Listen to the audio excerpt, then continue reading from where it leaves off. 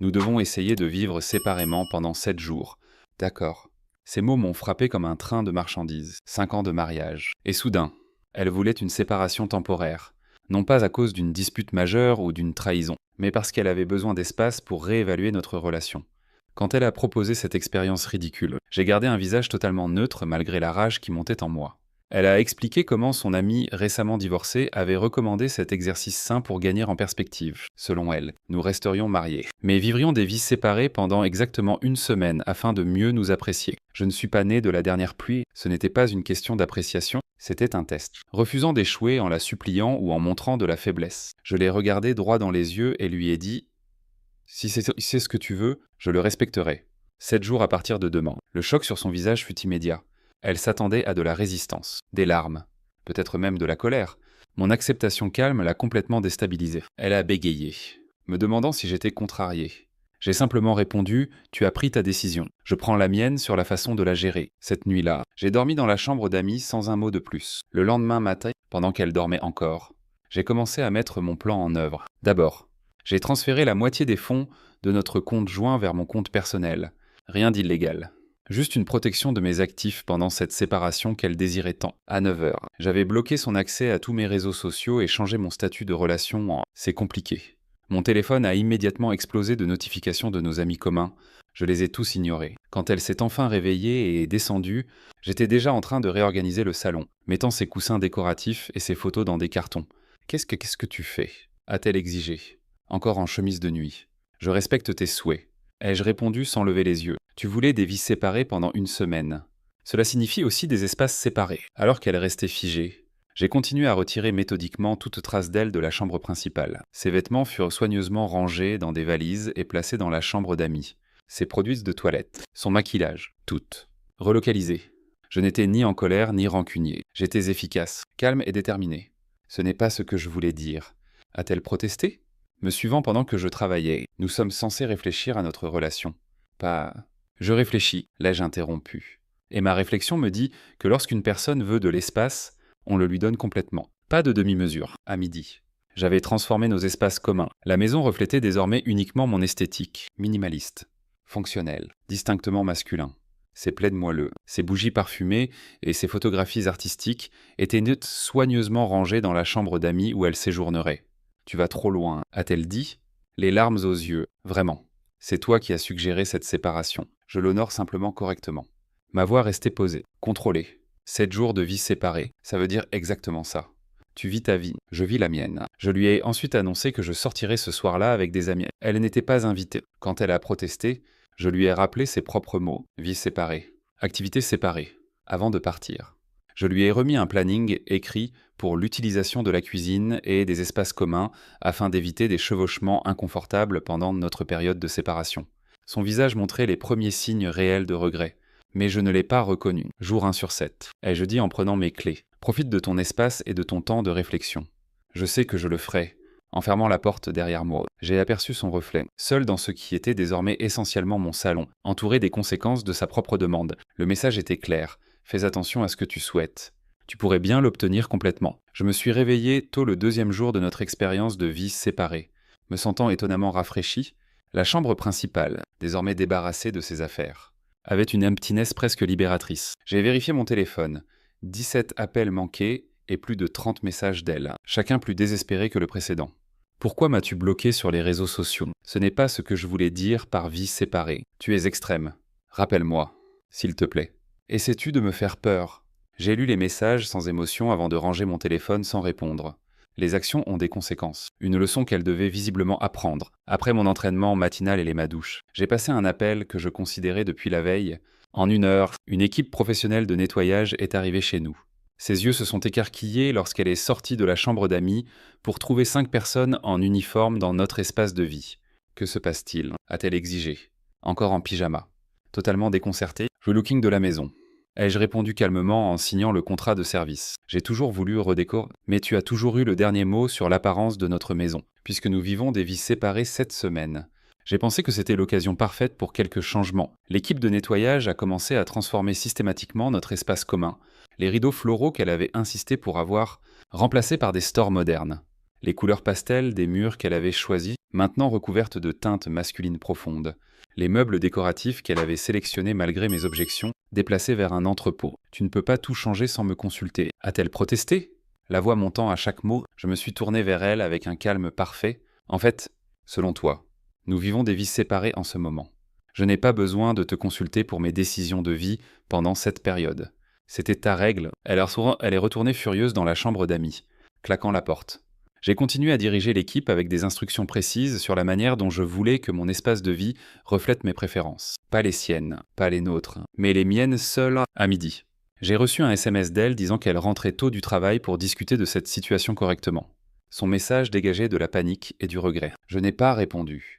Mais j'ai fait mes propres préparatifs. Quand elle est arrivée à 14 heures, elle m'a trouvé dans le salon nouvellement redécoré avec une collègue attrayante. Nous examinions des documents étalés sur la table basse, assis confortablement près l'un de l'autre. « Oh, tu es rentrée ?» ai-je dit avec désinvolture. « Voici Vanessa, de mon bureau. Elle avait besoin d'aide pour un projet. Et comme j'ai cette nouvelle situation de vie indépendante cette semaine, je l'ai invitée. » L'expression sur le visage de ma femme était indescriptible. Un mélange de choc, de jalousie et d'horreur naissante face aux implications de sa proposition de vie séparée. Vanessa, qui ne savait rien de notre situation, a souri poliment et a commenté à quel point les nouvelles rénovations étaient belles. « Je dois y aller », a murmuré ma femme, visiblement déstabilisée par ce scénario inattendu. « Comme tu veux », ai-je répondu avec un détachement professionnel. « Tu te souviens du planning pour les espaces communs que j'ai fait? Il est sur le frigo. » Après qu'elle se soit retirée dans la chambre d'amis, Vanessa et moi avons continué à travailler pendant 1 heure. Quand elle est partie, je n'ai fait aucun effort pour expliquer la situation à ma femme, qui est restée cloîtrée dans son espace temporel. Ce soir-là, j'ai commandé à manger pour moi seul, son restaurant préféré, délibérément. L'odeur de la nourriture a rempli l'appartement. Quand elle est sortie, regardant la nourriture avec envie, j'ai simplement continué à manger tout en regardant un match sur notre télévision nouvellement repositionnée. « Il faut qu'on parle de ce qui se passe », a-t-elle enfin dit, la voix plus faible que je ne l'avais jamais entendue. J'ai levé les yeux brièvement. Jour 2 sur 7. On pourra parler le 8e jour. Quand ton expérience sera terminée. Jusque-là, je prends ce concept de vies séparées au sérieux, exactement comme tu l'as demandé. Alors qu'elle restait là, je pouvais voir la prise de conscience l'envahir. Cette épreuve qu'elle avait initiée révélait des conséquences qu'elle n'avait pas anticipées. Les vies séparées qu'elle avait demandées devenaient de plus en plus réelles, et avec chaque heure qui passait, la distance entre nous devenait plus tangible. « Ce n'est pas ce que je voulais », a-t-elle murmuré. « Alors, tu n'aurais pas dû le demander. » Ai-je répondu, reportant mon attention sur le match. La balle était dans son camp maintenant, mais j'avais complètement changé les règles du jeu. Le 3e jour de notre expérience de séparation a apporté des développements inattendus. Je me suis réveillé au son de mon téléphone vibrant incessamment. Non pas avec des messages de ma femme, mais de nos amis communs. Apparemment, elle avait contacté tout le monde dans notre cercle social, donnant sa version des événements. « Mec, qu'est-ce qui se passe ? Ta femme dit que tu prends cette pause beaucoup trop au sérieux », disait un message de mon meilleur ami. Un autre message. Elle est vraiment bouleversée. Elle dit que tu as complètement mal compris ce qu'elle voulait avec cette semaine de séparation. J'ai souri intérieurement. Classique contrôle des dégâts. Le récit était réécrit, non pas comme sa suggestion imprudente de vivre des vies séparées, mais comme ma réaction extrême à un exercice innocent, plutôt que de répondre individuellement. J'ai adopté une approche plus stratégique. Après mon café du matin, j'ai pris plusieurs photos du salon, de la cuisine et de la chambre principale redécorée. J'ai soigneusement cadré chaque cliché pour mettre en valeur la transformation, le retrait de ses touches décoratives. L'esthétique plus masculine qui dominait désormais notre espace commun. Avec ses preuves visuelles en main, j'ai fait mon contre-coup. D'abord, j'ai posté sur les réseaux sociaux, où je l'avais débloqué spécifiquement pour qu'elle puisse voir une mise à jour de statut. Parfois, la vie offre des opportunités inattendues de croissance et de renouveau. J'embrasse le changement et me redécouvre cette semaine. Nouveau début, nouveau départ. J'ai joint les photos de la transformation de l'appartement. En quelques minutes, le post a attiré l'attention de tout notre réseau social, y compris de ses amis qui avaient sans doute entendu sa version de l'histoire. Comme prévu, mon téléphone a sonné presque immédiatement. C'était sa mère. L'inquiétude évidente dans sa voix. « Que se passe-t-il entre vous deux ?» Elle m'a appelé en pleurs hier soir. C'était mon moment pour contrôler le récit. Calmement et sans émotion. J'ai expliqué exactement ce qui s'était passé. Elle a proposé une séparation de 7 jours pour réévaluer notre relation. Ce sont ses mots exacts. Je respecte simplement ses souhaits en créant une véritable séparation, comme demandé. Si elle est bouleversée par les conséquences de sa propre suggestion, c'est quelque chose sur quoi elle doit réfléchir. Le silence à l'autre bout du fil était révélateur. Sa mère, toujours pragmatique, a demandé directement. Cette séparation était-elle son idée? Tu m'avais dit que vous aviez décidé cela ensemble. J'ai les messages si tu veux que je te les transfère. Ai-je répondu calmement. C'était entièrement son initiative. À midi. J'ai appris par des amis communs qu'elle avait quitté le travail plus tôt, trop bouleversée pour se concentrer. Apparemment, son récit soigneusement construit s'effondrait alors que la vérité se répandait dans notre cercle social. Le rôle de méchant qu'elle avait essayé de m'attribuer se retournait contre elle de manière spectaculaire. Quand elle est rentrée cet après-midi-là, son attitude avait radicalement changé. L'indignation de la veille avait disparu. Au lieu de cela, elle semblait abattue, presque contrite. « Pouvons-nous parler, s'il te plaît ?» a-t-elle demandé. Debout d'incertaine dans l'embrasure de ce qui était maintenant exclusivement mon salon, j'ai levé les yeux de mon ordinateur portable. Le planning indique que c'est mon heure pour les espaces communs. Ton créneau commence à 19 heures. C'est ridicule. A-t-elle dit, mais sans la conviction des confrontations précédentes. Tout le monde pense qu'on divorce à cause de tes posts sur les réseaux sociaux. J'ai simplement partagé mon expérience des vies séparées que tu as demandé. Ai-je répondu. Préférerais-tu que je mente sur notre arrangement actuel? Elle a fermé les yeux, se recomposant. Mes amis ont juste suggéré ça comme un moyen de mieux nous apprécier. Pas ce que c'est devenu. J'ai fermé mon ordinateur portable délibérément. Intéressant comment ces amis qui donnent des conseils relationnels sont toutes récemment divorcées. Peut-être pas la source la plus crédible pour des conseils matrimoniaux. La vérité de cette observation a frappé fort. J'ai vu la prise de conscience se dessiner sur son visage. Combien elle avait été facilement influencée par des personnes dont les relations avaient échoué. J'ai fait une erreur, a-t-elle admis doucement. Pouvons-nous arrêter cette expérience maintenant? J'ai maintenu un contact visuel inébranlable. Jour 3 sur 7. Nous nous sommes engagés dans ce processus. Le terminer prématurément irait à l'encontre de l'objectif de ton exercice de réflexion. N'est-ce pas? La frustration sur son visage était palpable. Elle était piégée par ses propres règles, subissant les pleines conséquences de sa décision impulsive. Ton créneau pour la préparation du dîner commence dans 3 heures, lui ai-je rappelé. Je vais utiliser la cuisine jusque-là pour préparer mes repas de demain. Alors qu'elle se retirait dans la chambre d'amis, j'ai reçu un autre message de sa sœur. Qu'a-t-elle exactement demandé? Elle s'effondre complètement. J'ai répondu avec une capture d'écran de la proposition originale de ma femme. Aucun commentaire n'était nécessaire. La vérité parlait d'elle-même, le soir. La dynamique de pouvoir avait complètement changé. Ce qui avait commencé comme son test de notre relation s'était transformé en une leçon douloureuse sur le respect, l'engagement et les conséquences. 3 jours après, l'expérience donnait des résultats. Juste pas ceux qu'elle avait anticipés lorsqu'elle avait suggéré avec désinvolture de suspendre notre mariage pour 1 semaine d'espace personnel. Le matin du 4e jour marquait le milieu de notre expérience de vie séparée. J'étais en train d'examiner des documents de travail quand j'ai entendu un léger coup à la porte de la chambre. Elle se tenait là, tenant une offrande de paix. Mon petit déjeuner préféré et un café préparé exactement comme je l'aime. Je pensais qu'on pourrait prendre le petit déjeuner ensemble. A-t-elle suggéré avec hésitation? Ses yeux révélaient une nuit de peu de sommeil. Son apparence habituellement impeccable était maintenant visiblement négligée. J'ai observé le geste sans révéler mes pensées. C'était un comportement classique de réconciliation. Utiliser la nourriture et les soins pour reconstruire une connexion dans des circonstances normales. J'aurais peut-être accueilli cela, mais il ne s'agissait pas d'un repas. Il s'agissait de respect. Merci pour l'effort, ai-je dit calmement. Mais j'ai déjà mangé. Selon notre planning, c'est encore mon temps privé. Son expression s'est effondrée. Le plateau soigneusement préparé devenait soudainement insignifiant. Pouvons-nous parler? Vraiment parler? Je pense que ça va trop loin. J'ai considéré sa demande à un instant. Nous pouvons parler, mais pas de mettre fin à cette expérience prématurément. C'est non négociable. Le soulagement a inondé son visage alors qu'elle prenait cela comme une invitation. Elle a rapidement posé le plateau et s'est assise au bord du lit. Je suis resté debout. Maintenant, une distance physique et émotionnelle. J'ai fait une terrible erreur. A-t-elle commencé?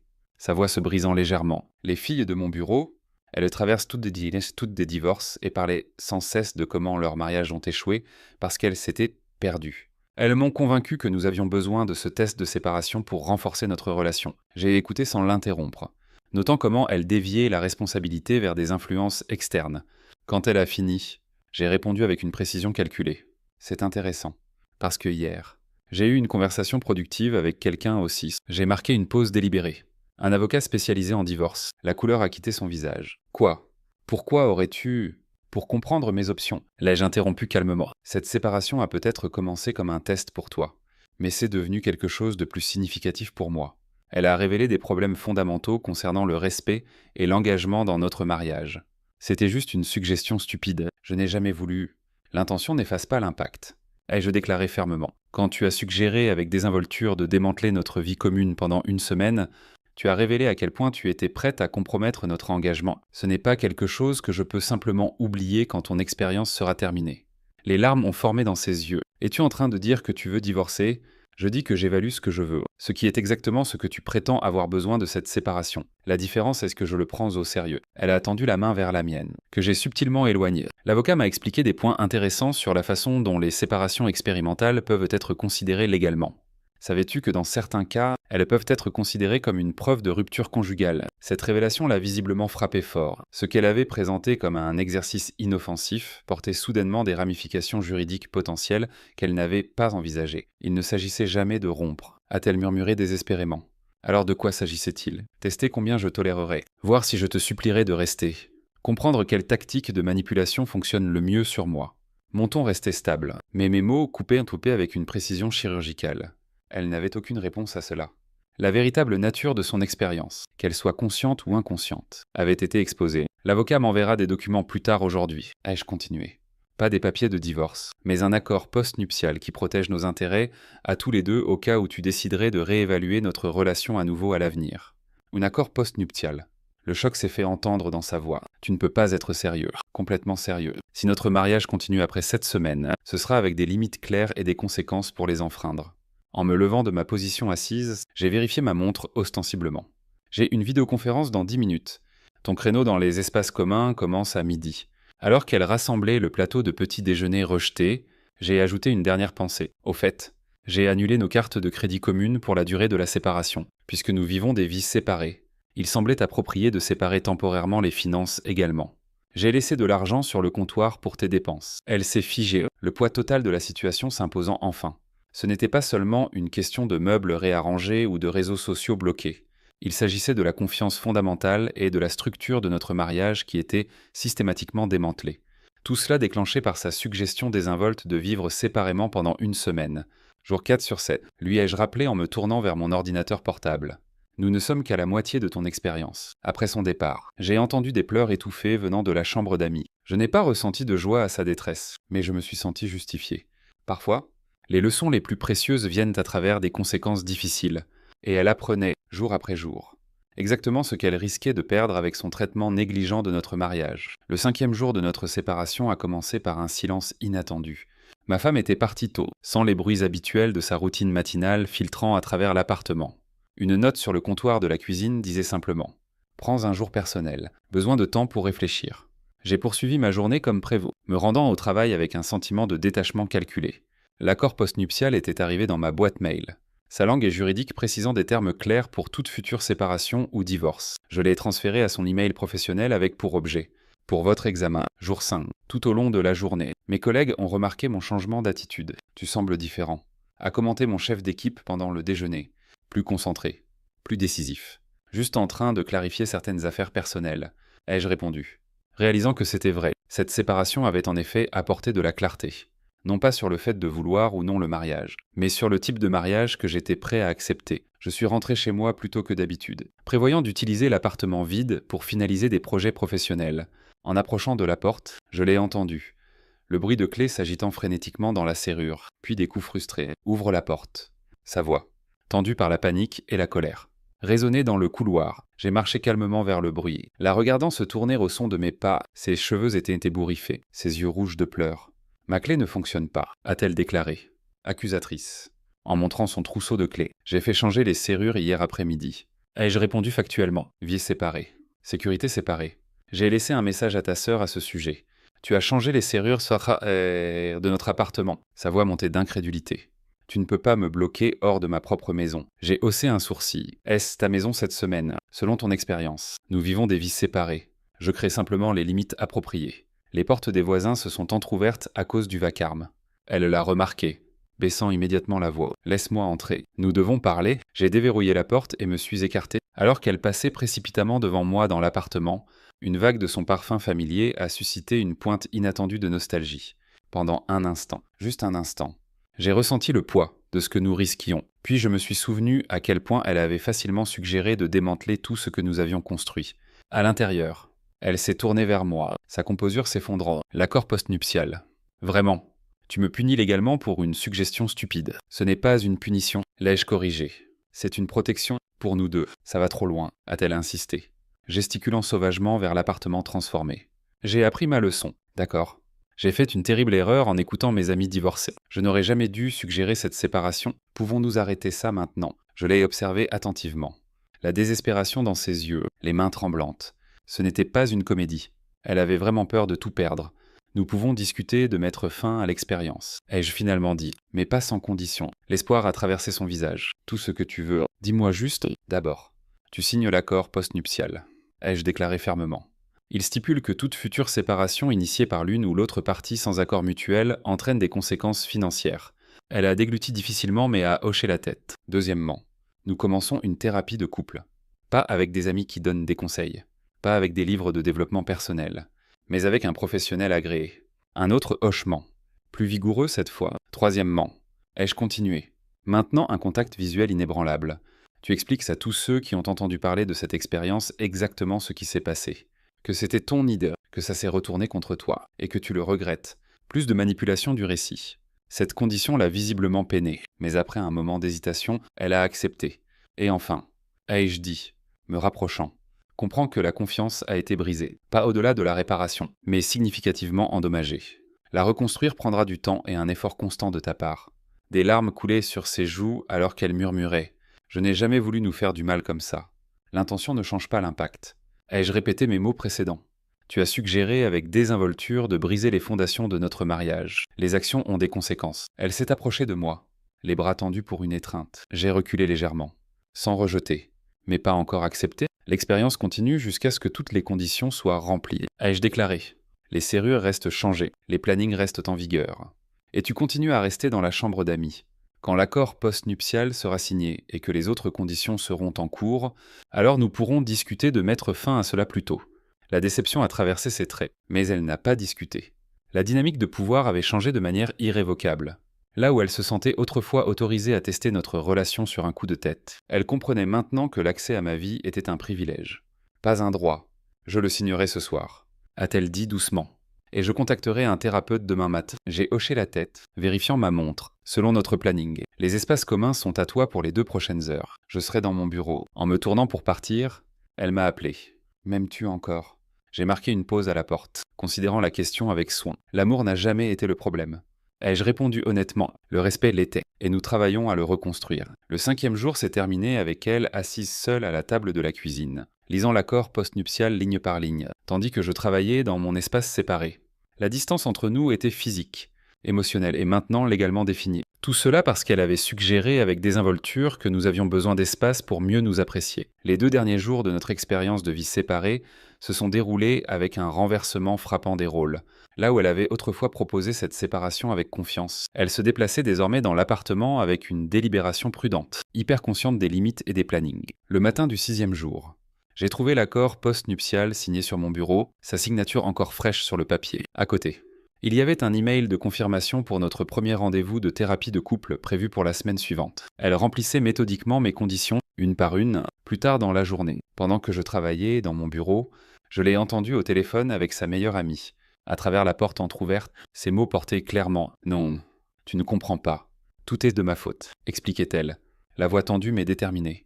J'ai suggéré cette expérience de séparation ridicule parce que j'ai écouté les conseils de tout le monde sauf ceux de mon mari, et il a appelé mon bluff d'une manière que je n'avais jamais anticipée.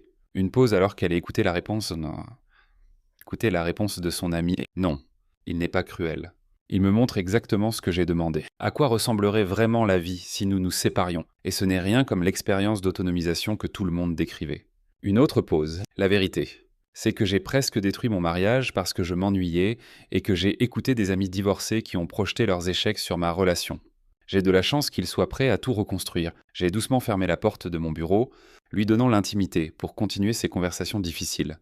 Cette responsabilité publique n'était pas performative. Elle assumait réellement ses responsabilités. C'était le premier pas vers la reconstruction de la confiance. Ce soir-là, nous avons partagé les espaces communs pour la première fois depuis le début de l'expérience, tout en maintenant une distance respectueuse. Elle avait préparé le dîner, plaçant ma portion à ma place habituelle avant de se retirer à son bout de la table.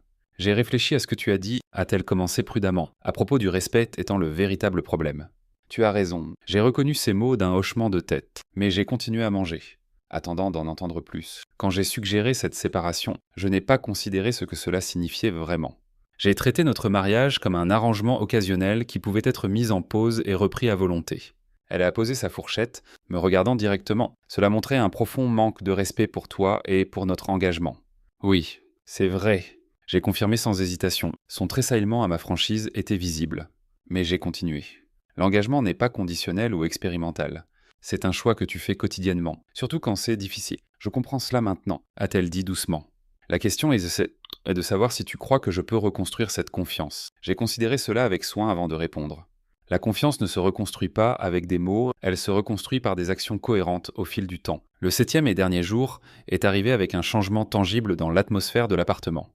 La séparation rigide s'était adoucie, non pas par ma concession, mais par son engagement démontré envers mes conditions. Ce matin-là, elle a frappé à la porte de ma chambre, attendant la permission d'entrer plutôt que d'entrer brusquement comme elle l'aurait peut-être fait auparavant. Quand j'ai ouvert, elle se tenait là, tenant un petit sac cadeau. Ce n'est pas un pot de vin, a-t-elle clarifié rapidement. Juste quelque chose que je veux que tu aies. À l'intérieur se trouvait un nouvel ensemble de clés, une pour l'appartement, une pour sa voiture, et une clé inconnue. La troisième clé est pour un coffre-fort, a-t-elle expliqué. J'y ai placé des copies de nos documents importants, y compris l'accord post-nuptial. C'est ma façon de montrer que je m'engage dans les nouvelles limites que nous avons établies. La réflexion derrière ce geste ne m'a pas échappé. Elle n'avait pas essayé de me reconquérir avec des gestes romantiques grandioses ou une manipulation émotionnelle. Au lieu de cela, elle avait reconnu la gravité de notre nouvel arrangement avec un symbole pratique de sécurité et de transparence. Merci, ai-je dit, une appréciation sincère dans la voix pour peut-être la première fois de la semaine. Au fil de la journée, nous avons traversé les dernières heures de notre séparation planifiée. L'expérience qui avait commencé par sa suggestion désinvolte s'était transformée en une restructuration fondamentale de la dynamique de pouvoir de notre relation. Le soir, nous nous sommes assis dans le salon, le planning officiellement terminé. 7 jours s'étaient écoulés depuis qu'elle avait proposé de vivre des vies séparées pour réévaluer notre relation. L'expérience se termine ce soir, ai-je déclaré, posant de mon verre. Qu'as-tu appris de tout cela ? Elle a pris une profonde inspiration avant de répondre. J'ai appris que je prenais notre mariage pour acquis, que j'étais facilement influencé par des opinions extérieures, que ce que je pensais me donner de la perspective m'a presque tout coûté. J'ai hoché la tête, la laissant continuer. Mais plus important encore, a-t-elle ajouté. J'ai appris que tu ne toléreras pas le manque de respect ou la manipulation, que ton engagement mérite le mien en égale mesure, et que les limites, une fois franchies, ont de réelles conséquences. La vérité de ces mots flottait entre nous. Cette semaine avait en effet été un test, pas celui qu'elle avait prévu, mais peut-être celui dont notre mariage avait besoin. Alors, que se passe-t-il maintenant ? A-t-elle demandé. La vulnérabilité évidente dans sa voix. Maintenant, ai-je répondu délibérément. Nous reconstruisons avec de nouvelles règles, des limites claires et un respect mutuel. La chambre d'amis reste la tienne jusqu'à ce que je sente que la confiance a été suffisamment restaurée. Elle a accepté cela sans protester, un autre signe du changement qui s'était produit. Là où autrefois elle aurait pu discuter ou essayer d'accélérer la réconciliation, elle comprenait maintenant que la guérison se ferait selon mon calendrier, pas le sien. Je suis prête à regagner ma place dans notre mariage, a-t-elle dit avec une conviction nouvelle, peu importe le temps que cela prendra. Alors que l'horloge sonnait minuit, marquant la fin officielle de l'expérience de 7 jours. Nous nous tenions au seuil de ce qui était essentiellement une nouvelle relation. La suggestion désinvolte qui avait été destinée à réévaluer notre mariage avait effectivement atteint cet objectif. Mais pas de la manière qu'elle avait anticipée. Elle avait voulu de l'espace pour évaluer si elle valorisait vraiment notre mariage. Au lieu de cela, elle a découvert exactement ce qu'elle risquait de perdre. Et j'avais repris mon pouvoir en refusant d'être un participant involontaire à son test. Jour 7, terminé. Ai-je dit, me levant pour me retirer dans ma chambre. Maintenant. Le vrai travail commence. L'expérience était terminée, mais ses effets perdureraient. En essayant de tester notre relation, elle l'avait définitivement altérée. Espérons-le. En fin de compte, pour le mieux, je t'attendrai dans la prochaine histoire. À bientôt.